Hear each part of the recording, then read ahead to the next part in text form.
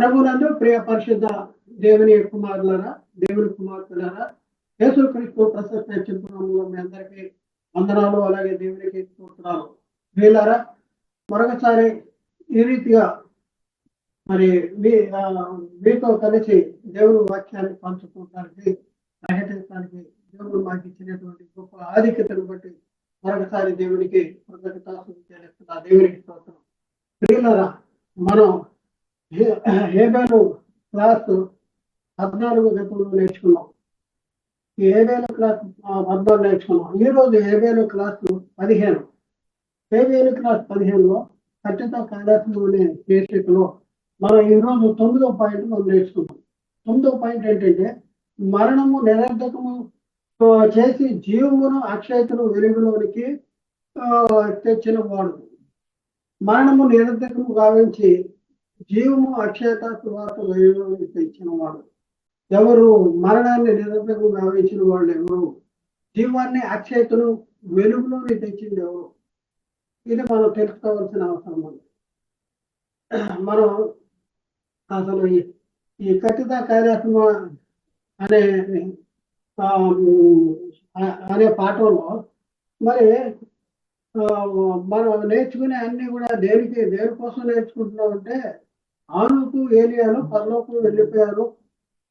కొంతమంది ఏమో మట్టి శరీరాలతో చనిపోకుండానే రక్త మాంసాలు శరీరాలతో పరలోకం వెళ్ళిపోయారు. కొంతమంది చెప్తా ఉంటే మరికొంతమంది అతికి తెలుగుతో వాళ్ళు అక్షయాలుగా మార్చబడి పరలోకానికి వెళ్ళిపోయారు అనేసి చెప్తా ఉన్నారు. అయితే వాళ్ళ నమ్మకాన్ని వాళ్ళ విశ్వాసాన్ని బైబిల్ మాత్రం ఒప్పుకోవట్లేదు. ఎందుకంటే ఇక్కడ మనం చూస్తే వాళ్ళు చనిపోకుండానే మరణం అనేది నిరర్ధకం చేసి పరలోకి వెళ్ళిపోయారా? చనిపోకుండానే పరలోకి వెళ్ళిపోయారా? బైబిల్ ఒప్పుకుంటుందా అన్నమాట? ఒకసారి ఆలోచించండి. మరణం నిరర్ధకం చేసి చనిపోకుండా వెళ్ళిపోయారంటే అది ఒప్పుకోదు. అక్షయాలుగా మార్చబడి వెళ్ళిపోయారంటే అది ఒప్పుకోదు. ఎందుకంటే ఇక్కడ మనం చూస్తే మరణాన్ని నిరర్ధకం చేసి జీవమును అక్షయతను సువార్త వెలుగులను తెచ్చిన వాడు ఎవరంటే యేసుక్రీస్తే. ఒకవేళ వాళ్ళే పరలోకి వెళ్ళిపోతే క్రీస్తు ఈ లోకానికి రావాల్సిన అవసరం లేదు. ఎందుకంటే ఎవరి మట్టుకు వెళ్ళి పరలోకి వెళ్ళిపోవచ్చు. పరలోకం వెళ్ళిపోతున్నారంటే మరణం అనేది నిరర్ధకం అవుతుంది. ఆనుకు వల్ల ఏలియా వల్ల జీవము అనేది అక్షయత అనేది వెలుగులోకి వచ్చేసి ఉంటుంది. మన నిరీక్షణ వాళ్ళు వెళ్ళిపోయారు కనుక మనం కూడా పరలోకానికి ఎక్కిపోతాం అనే నిరీక్షణ విశ్వాసం కానీ నిరీక్షణ కానీ ఉండేది. కానీ మరి యేసుక్రీస్తు మరణము నిరర్ధకం చేసి జీవము అక్షయతను సువార్త వెలుగులోకి తెచ్చాడు అని నమ్మేది ఉండేది కాదు. దీనికి అంత ప్రాధాన్యం ఉండేది కాదు. ఎందుకంటే వాళ్ళే ముందు వెళ్ళిపోయారు కాబట్టి, వాళ్ళే మార్గదర్శకులు కాబట్టి వాళ్ళ వలననే మరణం అనేది నిరర్ధకం అయిపోయింది. వాళ్ళ వలననే జీవం అనేది ఆ అక్షయతని వెలుగులోకి వచ్చేసింది అనేసి నమ్మొచ్చు. మరి అదే నమ్ముతున్నారా ఈ బోధ చేసేవాళ్ళు? ఒకసారి ఆలోచించుకోవాల్సిన అవసరం ఉంది. అందుకనే ఆ బోధ తప్పు. వాళ్ళు చేసే బోధ తప్పు. ఆనోకు ఏలియాలు పరలోకం వెళ్ళిపోయారు అని చేసే బోధ తప్పు. ఎందుకు తప్పు? ఈ వచనానికి లేకపోతే ఈ పాయింట్కి, ఈ ప్రశ్నకి వాళ్ళు సమాధానం చెప్పాలి. సమాధానం చెప్తే వాళ్ళకే అర్థమవుతుంది. అవును, మా బోధ తప్పు, మా ఆలోచన తప్పు అనేసి వాళ్ళకే అర్థమవుతుంది. చూద్దాం ప్రియులారా, ముందుకెళ్దాం.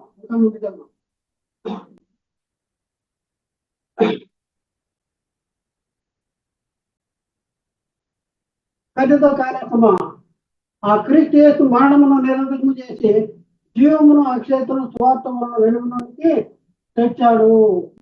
బైబిల్ ఏం చెప్తుందంటే ఆ క్రీస్తు యేసు మరణాన్ని నిరర్ధకము చేసి జీవాన్ని అక్షయతను సువార్త వలన వెలుగులోకి తెచ్చాడు. యేసుక్రీస్తు తిరిగి లేవటం ద్వారా సువార్త అనేది వెల్లడైంది. ఎందుకంటే క్రీస్తు మన పాపాన్ని పొందాడు, సమాధి చేయబడ్డాడు. లేఖన ప్రకారం ఆయన తిరిగి 3వ దినాన తిరిగి లేపబడ్డాడు. ఇదే సువార్త. మరి క్రీస్తు సువార్త అంటే క్రీస్తు మరణాన్ని నిరర్ధకం చేసి జీవాన్ని అక్షయతను వెలుగులోకి తెచ్చాడు అని చెప్తుంటే ఇదే సువార్త అంటే, మరి హానుకు ఏలియాలు మరణం నిరర్ధకం చేసి ఆయన పరలోకి వెళ్ళిపోయారంటే అది వేరొక సువార్త ఉంది, అదొక సువార్త ఉంది. ఆలోచించేది. ఇక్కడ చూద్దాం ప్రియులారా, ఇంకా మనం ముందుకెళ్దాం. ఇంకా ముందుకెళ్దాం. ప్రియులారా, ఇప్పటి వరకు మనము భూమి మీద నీతిమంతులుగా జీవించి చనిపోకుండా రక్తమాంసముల శరీరంతోనే అక్షయలోకమైనటువంటి అదృశ్యలోకమైనటువంటి పరలోకానికి ఎక్కిపోలేదని మనం స్పష్టంగా తెలుసుకొని ఉన్నాం. ఇప్పటి వరకు మనం నేర్చుకున్నాం. అవును, నిజమే, ఇది రూఢి అనేసి ఈ క్లాస్ వరకు విన్న వాళ్ళకి చాలా చాలా చాలా స్పష్టంగా అర్థమవుతుంది. అందుకే ఆనోకు ఏలియాలు చనిపోకుండా పరలోకం ఎక్కిపోలేదని వారందరూ వారు మన అందరి వల్లనే చనిపోయి నిద్రించి నీతిమంతుల నెమ్మది పొందు స్థలమైనటువంటి పరదేశంలోకి వెళ్ళారని, క్రీస్తు రెండవసారి వచ్చినప్పుడే వారు అక్షయాలుగా లేపబడి పరలోకానికి వెళ్తారని మనం ఇంతకు మునిపే నేర్చుకున్నాము. ఇదంతా మనం నేర్చేసుకున్నాం. ప్రియులారా, ఆనోకు ఏలియాలు పరలోకానికి ఎక్కిపోలేదని మనము నిరూపిస్తుంటే కొందరు అధిక తెలివి ప్రదర్శిస్తూ ఈ రీతిగా వాదిస్తూ ఉంటారు. ఏంటంటే ఆనోకు ఏలియాలు మట్టి కట్టెతో కాకుండా వారి శరీరాలు మహిమ శరీరాలుగా మార్చుకుని ఆ మహిమ శరీరాలతో పరలోకానికి ఎక్కిపోయారని మొండిగా వాదిస్తూ ఉంటారు. మరి వీళ్ళ వాదనను బట్టి మనం చూసుకుంటే, అలాగైతే మరణము నిరతము గావించి జీవము అక్షయత వెలుగులోనికి వచ్చినది ఆనోకు ఏలియాల వలన జరిగి ఉండేది. మరణం నిరతము గావించబడి జీవము అక్షయత అనేది వెలుగులోనికి వచ్చేది ఆనోకు వల్ల కానీ ఏలియా వల్ల కానీ జరిగి ఉండేది. కానీ బైబిల్ అలా చెప్పట్లేదు కదా. ఏం చెప్తుంది? ఆ క్రీస్తు యేసు మరణాన్ని నిరతము. మరి ఆనోకు మరణాన్ని నిరతము చేశానా? ఏలియా మరణాన్ని నిరతము చేశాడా? పరలోకానికి వెళ్ళిపోయారా? ఆనోకు మరణాన్ని నిరతము చేసి పరలోకానికి వెళ్ళిపోయాడా? ఆనోకు మరణాన్ని నిరతము చేసి పరలోకానికి వెళ్ళటం వలన మనకి జీవము అక్షయత వచ్చిందా? ఒకసారి ఆలోచించండి. ఇంకా ఆనోకు ఏలియాల వలన జరిగి ఉండేదే కాదు, వారిలో మరణము నిరర్ధకమై ఉండేది. వారి వల్లనే సువార్త వలన జీవము అక్షయత వెలుగులోనికి వచ్చేది. వాళ్ళు ఒకసారి పరలోకం వెళ్ళిపోతే వాళ్ళ వల్లనే మరణమనే నిరర్ధకమైపోయింది. వాళ్ళ వల్లే జీవము అక్షయత వెలుగులోనికి వచ్చేది. కానీ ఈ మాట ఉండేది కాదు. ఆ క్రీస్తు యేసు అనేది మాట ఉండేది కాదు. ఆ క్రీస్తు యేసు మరణాన్ని నిరర్ధకం చేసి కాబట్టి వాళ్ళ బోధ శుద్ధ తప్పు అనేసి లేఖనాధారంగా మనకి బాగా స్పష్టంగా అర్థం ఉంది. కాబట్టి ప్రియులారా, యేసుక్రీస్తు మృతుల పునరుద్ధానం పొందిన వారిలో యేసుక్రీస్తు మృతుల పునరుద్ధానం పొందిన వారిలో మొదటివాడు. మనం గత క్లాసులోనే ప్రథమ ఫలము క్రీస్తు అనేసి నేర్చుకున్నాం. యేసుక్రీస్తు మృతుల పునరుద్ధానం పొందిన వారిలో మొదటివాడు. క్రీస్తు కంటే ముందుగా మృతుల పునరుద్ధానం పొంది పరలోకానికి ఎక్కిపోయి మరణాన్ని నిరతము చేసి జీవాన్ని అక్షయతను వెలుగులోని తెచ్చిన వారెవరు కూడా లేరు కనుకనే బైబిల్ ఏం చెప్తుంది? ఆ క్రీస్తు యేసు మరణాన్ని నిరతము చేసి జీవాన్ని అక్షయతను సువార్తలో వెలుగులోని తెచ్చారు అనేది చెప్పబడింది. కానీ ప్రియులరా, మృతుల పునరుద్ధానము పొందబోవు వారిలో క్రీస్తు మొదటివాడు. మృతుల పునరుద్ధానము పొందబోవు వారిలో క్రీస్తు మొదటివాడు. అంటే ఆ క్రీస్తు కంటే ముందు ఎవరు కూడా మృతుల పునరుద్ధానం పొందిన దాఖలాలు లేవు. క్రీస్తు కంటే ముందుగా మృతుల పునరుద్ధానం పొంది పరలోకానికి ఎక్కిపోయి మరణాన్ని నిరర్ధకము చేసి జీవాన్ని అక్షయతను వెలుగులోని తెచ్చిన వారెవరు కూడా లేరు అని బైబిల్ చాలా చాలా చాలా స్పష్టంగా చెప్తుంది. కానీ బైబిల్ చెప్తుంది, మనం ఉన్నాం కదా, బైబిల్లో ఉన్నది మనం పరిశీలన చేయం కదా. మన బైబిల్ శాస్త్రాన్ని కూర్చోబెట్టేశారు, అసత్యాన్ని కూర్చోబెట్టేశారు. అదేం అరైజ్ చేయాలి? డిస్క్లో వైరస్ ఉంది, ముందు ఈ వైరస్ ని తీసేయాలి, యాంటీవైరస్ వేయాలి. యాంటీవైరస్ వేస్తే ఆ వైరస్ పోతుంది. యాంటీవైరస్ వేయాలంటే ఏం చేయాలి? ప్రతిరోజు అనుదినము బైబిల్ బాగా చదవాలి. మనం బైబిల్ చదవకపోవటం వల్లనే తప్పుడు బోధ లోకంలో చలామణి అవుతుంది. ఎందుకంటే మనం బైబిల్ బాగా చదివితే చెప్పేవాడు బోధ తప్పు అనేది మనకు అర్థమైపోతుంది. అక్కడే మనం ఆపేయచ్చు. కాబట్టి ఆలోచించాలి. ఆలోకు మరణమును నిరర్ధకము చేయలేదు, ఏలియా మరణాన్ని నిరర్ధకం చేయలేదు, ఆనోకు జీవాన్ని అక్షయతను వెలుగులోని తేలేదు, అలాగే ఏలియా జీవాన్ని అక్షయతను వెలుగులోనికి తీసుకు రాలేదు. కేవలము క్రీస్తు మాత్రమే ఆ కార్యాన్ని జరిగించాడు. ఈ సత్యాన్ని తెలియపరిచే లేఖనాన్ని పరిశీలన చేద్దాం. అవును, నిజమే, బైబిల్లో ఉంది. బైబిల్లో ఉన్న మాటను మనం చూద్దాం. పౌలు తిమోతికి రాసిన 2వ పత్రికలో 1వ అధ్యాయము 9-10 వచనాల్లో ఈ మాటలు చాలా స్పష్టంగా రాయబడి ఉంది. చూద్దాం ప్రియులారా, 9వ వచనం చూద్దాం. మన క్రియలను బట్టి కాక తన స్వకీయ సంకల్పములను బట్టి అనాది కాలముననే క్రీస్తు యేసునందు మనకు అనుగ్రహించబడినది క్రీస్తు యేసును మన రక్షకుని ప్రత్యక్షత వలన బయలుపరచబడినది నైనా తన కృపను బట్టి మనలను రక్షించి పరిశుద్ధమైన పిలుపుతో ఆయన మనలను పిలిచెను. ఆ క్రీస్తు యేసు మరణమును నిరర్ధకము చేసి జీవమును అక్షయతను సువార్త వలన వెలుగులోనికి తెచ్చారు. కాబట్టి చూడండి ఎంత స్పష్టంగా ఉంది. క్రీస్తు యేసు మరణాన్ని నిర్వచనం చేసింది. క్రీస్తు అంటే క్రీస్తు కంటే ముందుగానే మరణాన్ని నిర్వచనం చేసి పరలోకానికి వెళ్ళిపోయారని చెప్పే బోధ కరెక్ట్ బోధ అంటారా? ఒకసారి ఆలోచన చేయండి. ఎక్కడున్నాం మనం ఎక్కడున్నాం ఆలోచన చేయండి. సత్యంలో ఉన్నామా అసత్యంలో ఉన్నామా?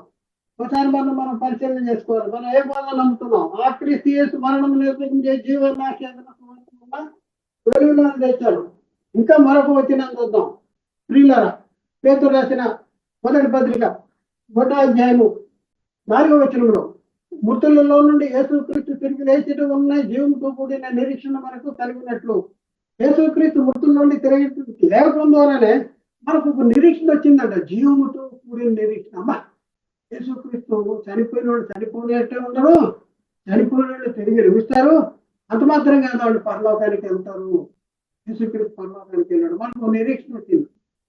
ఇంకా మరి ముఖ్యంగా ఏంటంటే నేను వచ్చి తీసుకెళ్తాను అన్నాడు. యేసుక్రీస్తు మన తీసుకెళ్తానికి మనం రాబోతున్నాడు.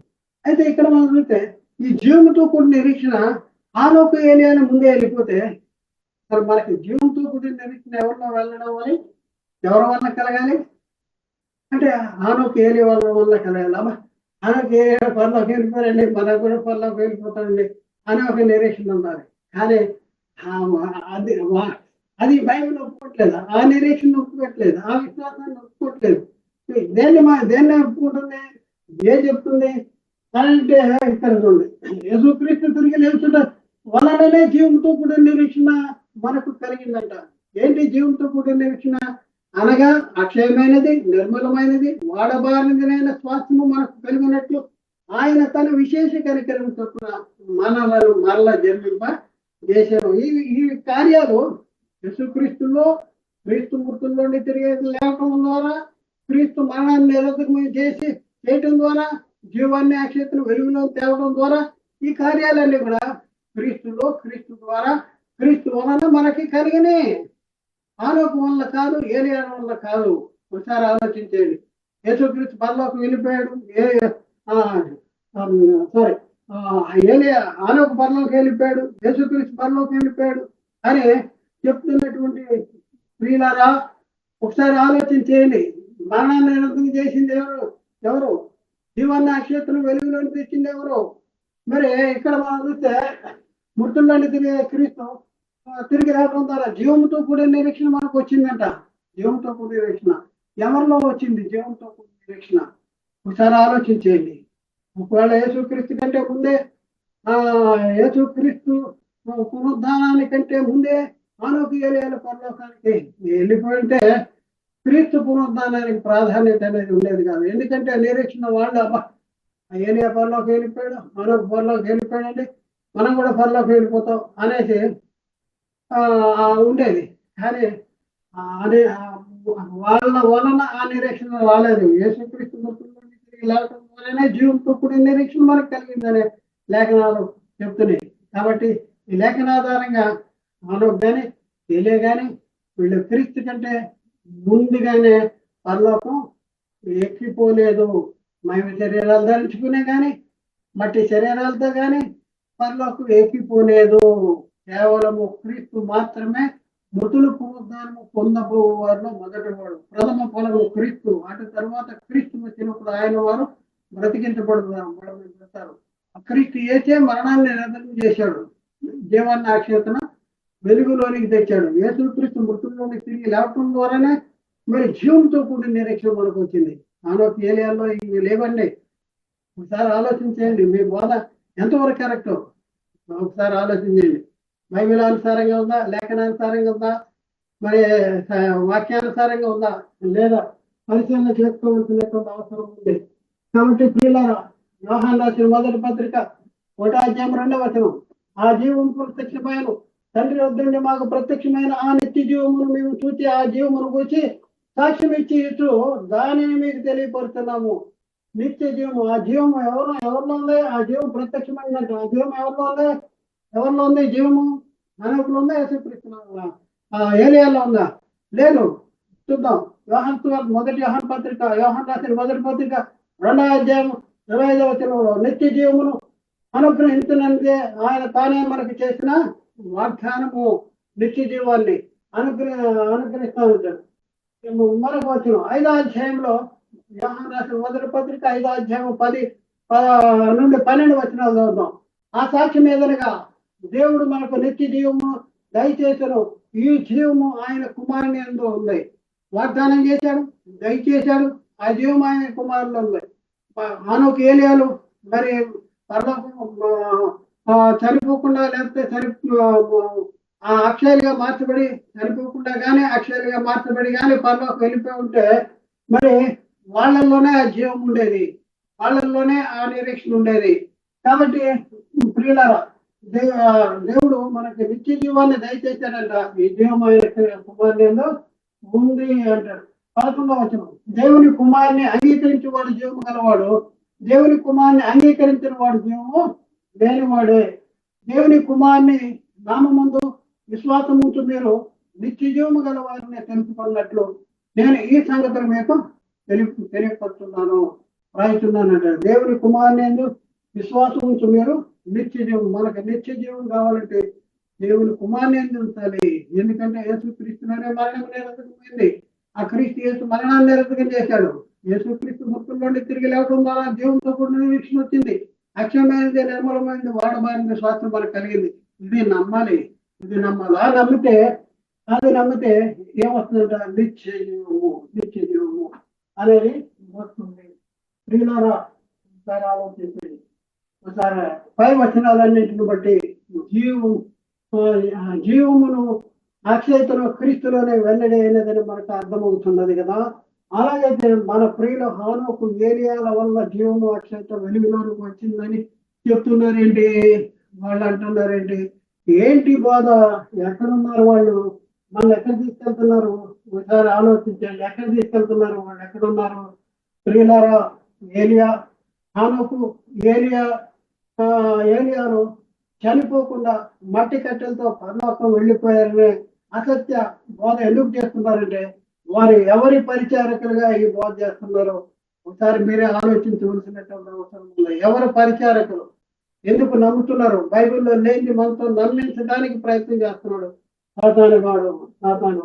కాబట్టి పౌలు తిమోతికి రాసిన పత్రికలో, మొదటి పత్రికలో తిమోతితో చెప్తున్న మాట మనం ఇప్పుడు మనం అనుసరించవలసినటువంటి అవసరం ఉంది. ఏంటంటాడు?